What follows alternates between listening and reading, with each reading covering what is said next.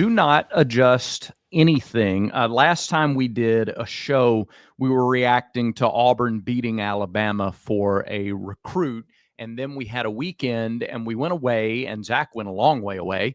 Yes. And then we came back, and now we're doing a show on, well, Auburn beating Alabama and Texas A&M and some others for a coveted in-state recruit here in the state of Alabama. It's a brand new Village Vice. No, it's not a repeat. It's a brand new show. It's just another recruiting win for the Tigers in the month of July. Zach, your thoughts? Yeah, I think Jquz Wilks is a very valuable player. According to On3, now he is Auburn's highest rated player in their class. And Auburn's had a few nice wins over the last few weeks, but this one is by far the biggest. I mean, you talk about a guy who's a high impact player. Wilks is going to be tremendous. Assuming, he eventually signs with Auburn or wherever he ends up finally. Of course, he's committed to Auburn now. He's going to be a tremendous front seven player. Yeah, as with any recruiting discussion in July, it is a recruiting discussion in July. So you take that for exactly what it's worth. It's a recruiting discussion in July. But 6'4", 240, and you could understand the sell. Like, the sell was an easy sell. You're like, look, we got this guy, Keldrick Falk, who, by the way, is from a smaller school in the state of Alabama. And look at his development, look at his path. Don't you think you could come in and do something similar? Don't you? I mean, was it more complicated than that sell for him? I think the only difference is like we all knew what Keldrick was, right? Yeah. There's still some debate on what exactly Wilks will be at the next level. That's the only difference in the analogy. Everything else is the exact same. Keldrick from Highland Home, and then obviously Wilks from Wadley. Mm-hmm. So yeah. Is Wadley 1A as well? I'm actually not sure. Okay, they are 1A. Yep. So yeah, I mean that's obviously similar. Keldrick projected had measurements of what projected to be an NFL defensive end or edge player, and he's literally a year away from that. Yeah. Now, and I'm sure still the conversation was like, hey, you're good enough to do multiple things at a level where the NFL will want you. We're not exactly sure what your body's going to do yet. What happens when you're not playing basketball every offseason and you lose weight naturally just by playing that game where you're running all the time, and it's tough for you to keep that same level of weight on. What happens? Does he go up to 260 or 270 over the first 2 or 3 years that he's there? Possibly. He has the frame to support it, which is super, super exciting. But a lot of people close to the program that I've talked to see him as a linebacker as well. And once again, he has the frame to do whatever he truly wants to do. I've said this before on this show, on other shows, as a guest on shows. I like what Auburn's doing on the defensive side of the football because it honestly reminds me of what Kirby Smart did when he got to Georgia. I'm not talking about just getting the talented players, but getting guys where it's like, I don't exactly know who you are or what you do or what position you are, but I do know that you're a really good football player, and we'll figure it out when you get here. Yeah. They've done that with Winters. They've done that with Fagans. They've done that with DeMarcus Riddick, and now they get to do it with Jquz Wilks. I go back to a generation ago, a couple of decades ago now, and some of those Tommy Tuberville defenses where they would do the same sort of thing. Is he a linebacker? Is he a safety? Is he an offensive lineman or a defensive lineman? Is he a tight end that becomes a defensive end? I mean, it reminds me a little bit about what Butch is doing with the baseball freshman class, too. There are 3 or 4 guys that are starting pitchers or middle infielders. I don't know. You can't have too many. Look at Ike Irish, right? Yeah. That's right. Come in as a catcher and leave as a first-round pick in the outfield and a DH. So tremendous. So no, it's great. It's another win. And Zach, it's another example of how clarity wins or is winning right now for Auburn. Think about the last 3 weeks. Think about since that Alexander City, that Lake Martin ambush event. And after a month of negative news in the summer recruiting cycle, again, it's the summer, so grain of salt. But after a month of negative news in the summer recruiting circuit, Auburn came out and like, I don't think they were necessarily aggressive. They were just forthcoming. They were just sort of honest. They talked about it. That clarity since then, Auburn has gotten verbal commitments from 3 4-star players, a couple of other 3-star players. We kind of make jokes about the long snapper, the 5-star long snapper, but they have 6 verbal commitments in the last 3 weeks. And a lot of these guys, they're going head to head with other big name schools. They're not taking guys who are desperate to commit just anywhere. I think that's an example of clarity, winning in this age of uncertainty. And I mean, I don't think, Zach, to me, I think it's reasonable. That doesn't feel like spin. That's just the results. That's 3 weeks since that messaging started. And now you see some results on the recruiting trail. Yeah. And it doesn't seem to be ending. I mean, Auburn feels really good about their situation with Jace Matthews, who, I mean, some people whose opinion I really, really trust say he's the top receiver in this class, or he's one of the top receivers in this class. Just an elite guy. He's announcing soon. Auburn made his top 4. Auburn's been in it from the get-go with Jace Matthews. Deron Parks is another one. His is a little more interesting because it almost seems like he's going to pick Ohio State unless they don't have a spot for him, which it doesn't seem like they do. And then it would be Auburn or FSU. It seems like Auburn is 2 behind Ohio State. So I do think they end up getting Deron Parks. And then, there's talk about his first name's Jaden. He's committed to Texas A&M. He plays quarterback at the high school level. He's probably going to be a tight end at the next level. His father apparently played at Auburn. I didn't realize that until last night. But so that could be another flip. And it's like, if you get all those guys, you've got a top 20 class heading into the season. And that's without flipping any of the big ones that Auburn feels like they really, really whiffed on. No, it's I was trying to look up who that is, try to help you with that a little bit. But anyway, I'm sure we'll get it in the comments, or we'll think about it just as soon as we're finished here. Yeah, and we're not even to August 1st yet. So the conversation is still there of winning this fall matters and knowing what your roster looks like in 3 months. Or not 3, I guess 3 would be end of October. Caden Johnson is his name. Okay. John. Oh, yeah. Okay. No. Yeah. His dad was another one of those guys who came to Auburn and turned in and became an NFL defensive lineman. And you go, well, why then would Auburn not be his first? Well, he spent a lot of time playing for the Dallas Cowboys. So the state of Texas kind of has maybe an initial natural fit. So, and people from Texas, they love Texas. Boy, do they love Texas. Yeah. You want to know how to tell if somebody's from Texas or not? How, Zach? They'll tell you. Yeah, that's true. Won't take long either. I made this point when we were at Texas for baseball that Texas people believe completely they could secede from the rest of the United States and have all of the resources they need to be fully operational as their own nation and need nobody else. Texas is playing this game that like nobody else is playing, this whole like state pride thing. Yeah. And Tennessee, I think, has started to do that. I think they were probably number 2 as far as they'll tell you they're from Tennessee and they'll be really proud of it. Yeah. But yeah, no, I've always been blown away by messaging from Texas people. I honestly respect it. And I don't hate state pride. It is much more from Texas than it is from anywhere else. For sure. Like nobody in New Hampshire is like, hey, I'm from New Hampshire and forget you. Like, no, you hear it from Texas 1, Tennessee 2, maybe California 3 after that. Yeah, that's right. That's a good point. All right. So if Auburn continues to get these commitments and August 1st hasn't rolled around yet, or we're just barely past it, what do you think that's most likely to mean, Zach? Do you think that's most likely to mean that it's just clarity of messaging and all right, we're not so afraid to commit now to Auburn where it is in the process now?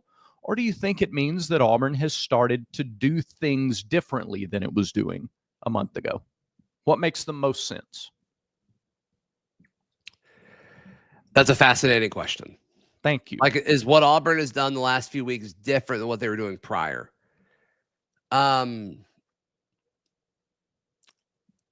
I think they've already pivoted a little bit, would be my guess. But I don't know that. That's just gut reaction. Because, I mean, we were hearing Wilks trending towards A&M as of late. And then there was some discussion as like, okay, their edge room is pretty good. Do they even want to go that route? So some of it could be that. Yeah. But I don't know. To me, it seems like there's been a pivot of some sort. Yeah. Is it, okay, they've missed out on some of these guys, and so they feel like even with their understanding of how they're operating within these new rules of rev share, where it's like it might be worth overpaying for some of these guys? I'm not sure, but my gut reaction is there might have been a slight pivot, but I don't have any. I haven't talked to anybody about that one way or the other. We used to talk a lot about path to playing time back before we talked about NIL numbers and rev share numbers and things like that.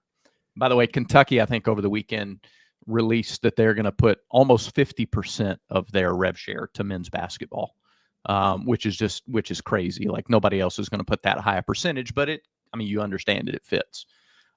Everybody else is going to put the majority to football. Anyway, I hope Darius Gray gets the money he was promised. Well, I'm being genuinely serious. No, again, to that point though. So whereas the conversation used to be path to playing time more than a lot of other things, now it seems like it's path to playing time is tied in with what we're going to be able to pay from a rev share perspective, because your number one edge is going to get more than your number 2 or 3 or 4 edge, right? Okay. So if you're selling a guy like Auburn's most recent commitment on path to playing time, that's probably an easier sell than, say, an interior offensive lineman's path to playing time. Would that, do we disagree with that, or do we think that's reasonable? Some of that's positional, though, wouldn't you think? Yeah. Most interior offensive linemen, their bodies just aren't ready right away. And if you need an edge guy to play 10 to 15 pass rushing snaps a game, like you could put him in there. Yeah. So I don't know if that was the point you were making, or if you were just saying like it's just generically different, but from position to position. But like some positions, it's easier to play earlier than others. Yeah. Was that the point you were making? Kind of. And also that the figures you're talking about when you talk to these recruits, any type of rev share or in-house NIL or whatever figure is going to be different for an interior offensive lineman anyway than it is for a starting edge or even a backup edge. So the conversation, I'll tell you what sparked it. Talking about one of the next guys to commit and talking about how Ohio State was the leader and Auburn's in the mix and some other teams are in the mix. What's the path to playing time for a true freshman interior offensive lineman at Auburn right now? As of right now, I don't think it exists. No. I don't think there's a path to early playing time anywhere on the offensive line unless you're just a special player. Yeah. Isn't that? Just take a minute. Just take a second. Soak that in. How wonderful that is to be talking about. Like on one hand, that's what it's supposed to be. On the other hand, hadn't been that way for a while. And so it's nice to be in that position to where when you're talking with a high school recruit who's an offensive lineman, your conversation is, look, you come in, you'll be a part of the program. And in a couple of years, the path for playing time is there. But you're not going to have to come in and play as a true freshman. We think about the high school offensive lineman that Hugh Freeze has recruited since he's been here. Connor Lew, obviously, but future NFL draft pick. And the guy that they brought in to be the grad transfer stopgap kind of got hurt. And then Connor, took the job over and has been fantastic. The other was Braden Joyner, who signed right after Freeze got here. Wasn't recruited by Freeze, but signed. He started some games last season. But outside of that, like you think of the big ones, like Favor Edwin, that was a huge win down the stretch when he signed with Auburn a few years ago. Yeah. And like there was so much excitement, but like he's just kind of part of the system now. And he's eventually going to pop up, and I think he's going to be pretty good. I do too. Same with Broderick Scholl, who's on campus now, who I'm very, very high on and impressed with. Same. Tyler Johnson, kind of in a similar situation where it's like, okay, like when it's his turn, I think he's going to be really, really good. It's just not quite his turn yet. And then maybe the highest touted guy, DeAndre Carter, who generated so much excitement. And, still waiting. It doesn't appear that his turn's coming this year. I think he'll be a 2026 starter. But these are all guys that were big wins when Auburn landed them. Yeah. And they've done such a good job with the portal and with player retention that they haven't needed to call on them yet. Yeah. It's super exciting.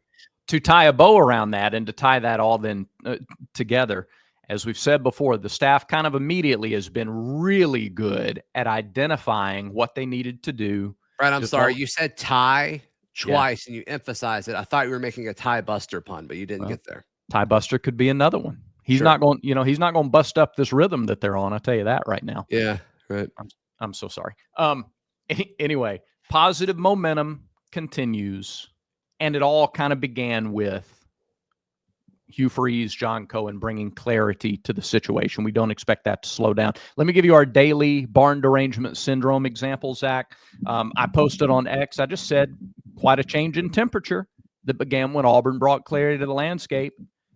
And I got a guy with five followers who says, okay, keep telling yourself this.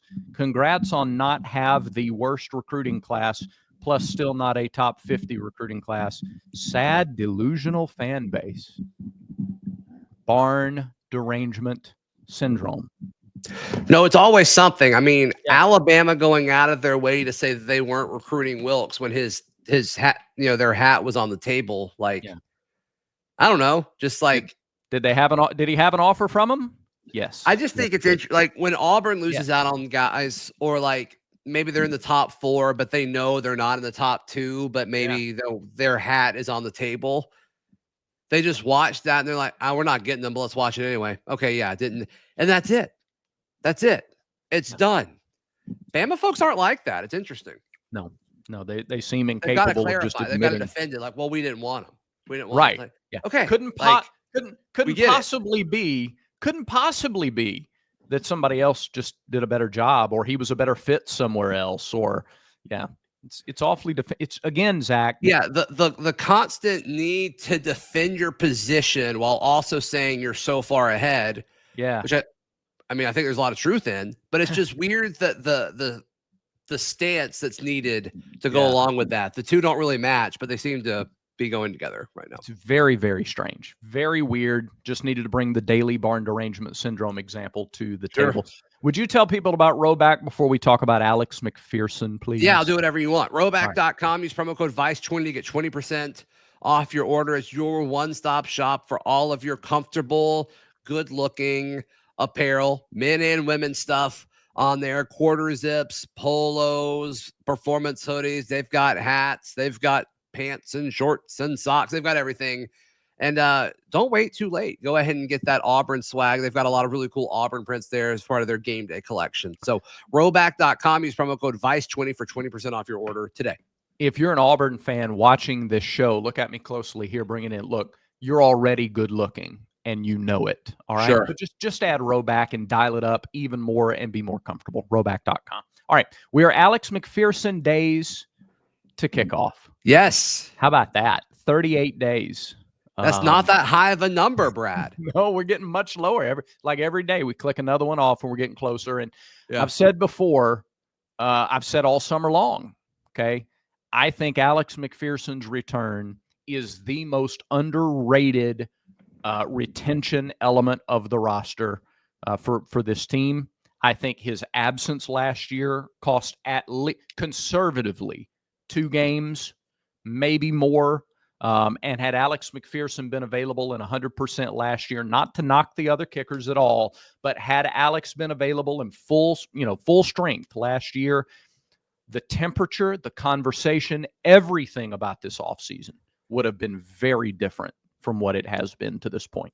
No, it's crucial. I mean, Auburn fans, we've been spoiled for so long by not having to deal with the hashtag college kickers plague that has, been throughout the sport that we all love for decades. And we've just been able to ride it for a long time, from the Carlson brothers to Cody Parkey to Wes Bynum. And we could go on and on. Like, we could literally go decades, of just elite kicker after elite kicker after elite kicker. And McPherson's the next one in line. And he was incredible his first full year. He didn't miss, if I recall correctly.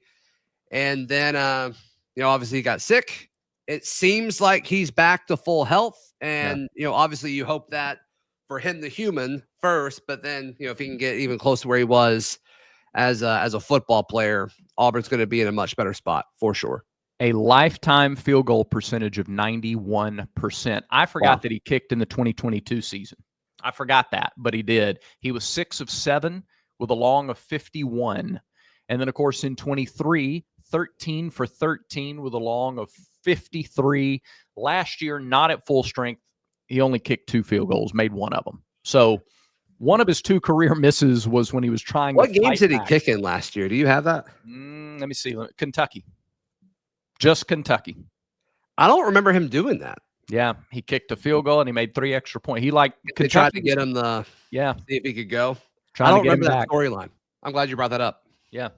So he tried to go and was still perfect on extra point. He hadn't missed an extra point yet in his college career. Yeah, and sure. The extra points are not the issue. It's the field goals. But, even at 91%, much less 95 or not missing like he did 2 years ago, an Alex McPherson that's 100% is a difference maker in the win-loss column. Cannot say it loudly enough that he's a difference maker. And so I think it's worth noting that we're Alex McPherson days from kickoff. Yeah, and we talk about like player retention and all that, and how everybody misses the old days where people would stick it out and all that. And I'm like, well, we don't really celebrate the guys who do stick it out. Yeah. You know how easy it would have been for Towns McGoo to leave? Yeah. You know how easy that would have been for him to do, and he chose not to? Right. That's a big deal. One day when McPherson's done and it's his turn, because it shouldn't have been his turn. He stepped up last year. Bingo. He was put in a crappy situation. Yep. Because just kick.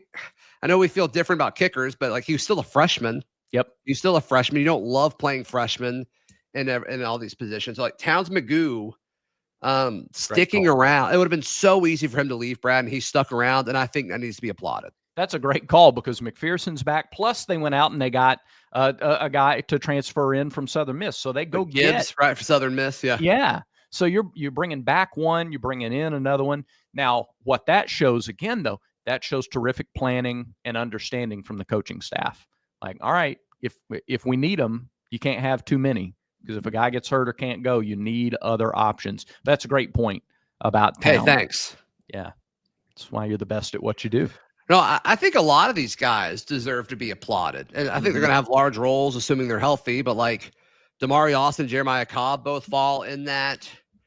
Brandon Frasier is one that I've said for a long time. He's been here a long time. Did his return, by the way, send Micah Riley looking elsewhere? Was it the return of Brandon Frasier that I don't you think so? No? I think Micah Riley knew he was leaving pretty early on. Because A&M went out and got Amari Niblack too at the tight end spot. So it's not like he's an automatic number one there. That's a one-off conversation. Sure. Not to derail your train of thought there. There's a lot of the Jeremiah Wright, I think, is in that boat too. So yeah, a lot of guys have been here a long time, need to be celebrated. But there's more of those guys on rosters than people give credit for. Everybody wants to talk about how the transfer portal's ruined everything and all that. And it's like, well, not everything. Not everything. That's just what you're choosing to see. Right. And talking about player retention is boring. Much like Amaris Williams, being retained, that's probably one of the biggest transfer portal wins. But we're not talking about that, and that doesn't count in portal rankings, which is dumb. He entered the portal, but we're not counting the addition of Amaris Williams in Auburn's portal class. It's crazy to me. You almost need a dynamic recruiting class ranking system. To go year by year, class by class, level by level. I don't know. So maybe more in depth than people are willing to go. That's a great point, though. Retention is nobody wants to talk. You always want to talk about the new shiny thing. Who wasn't here last year but is now true freshman, transfer, whatever. And then we complain that the game is being ruined. That's right. What do we want to talk about? That's right. Fine, then let's talk about all the guys staying. Well, no, I don't want to do that. Okay. Yep. Whatever. That's right. 38 days. All right. I think it does it for today's show, my guy.